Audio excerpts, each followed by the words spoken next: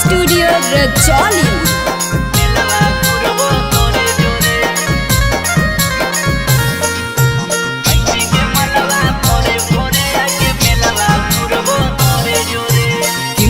झुमका किंदेबो नथिया किंदेबो पायल जोड़े जोड़े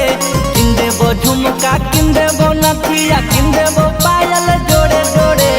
अहे के मलवा भोरे भोरे आके मेलवा घुरबो तोरे जोरे अहे के मलवा भोरे भोरे आके मेलवा घुरबो तोरे जोरे चाट चौमिन छोला गोला गप्पा खियैबो थोड़े थोड़े चाट चौमिन छोला गोला गप्पा खियैबो थोड़े थोड़े अहे के मलवा भोरे भोरे आके मेलवा घुरबो तोरे जोरे अहे के मलवा भोरे भोरे आके मेलवा घुरबो तोरे जोरे मेलवा घुरबो तोरे जोरे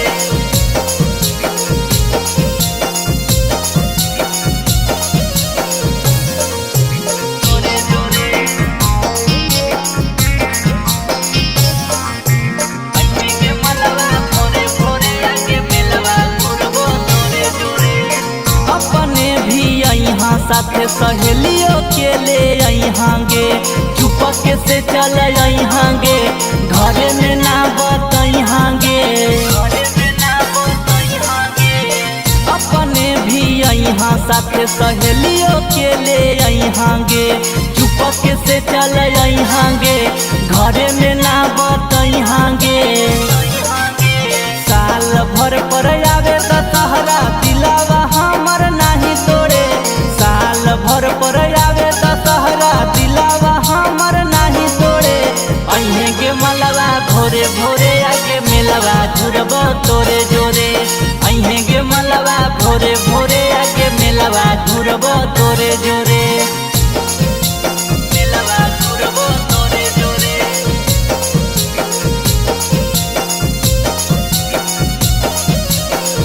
तोरे जोरे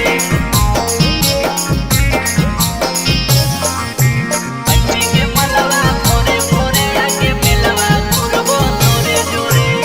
केना के तू यहाँ जानू लाल कलर के सूट गे मेलावा में खियैबो तोरा धुआं वाला बिस्कुट गे केना के तू यहाँ जानू लाल कलर के सूट गे मेलावा में खियैबो तोरा धुआं वाला बिस्कुट गे हाथ में लेके मोबाइल रील बनैहा तू मोरे जोरे हाथ में लेके मोबाइल रील बनैहा तू मोरे जोरे अहे के मलवा भोरे भोरे आके मेलवा घुरबो तोरे जोरे अहे के मलवा भोरे भोरे आके मेलवा घुरबो तोरे जोरे। DNS music recording studio Rajauli.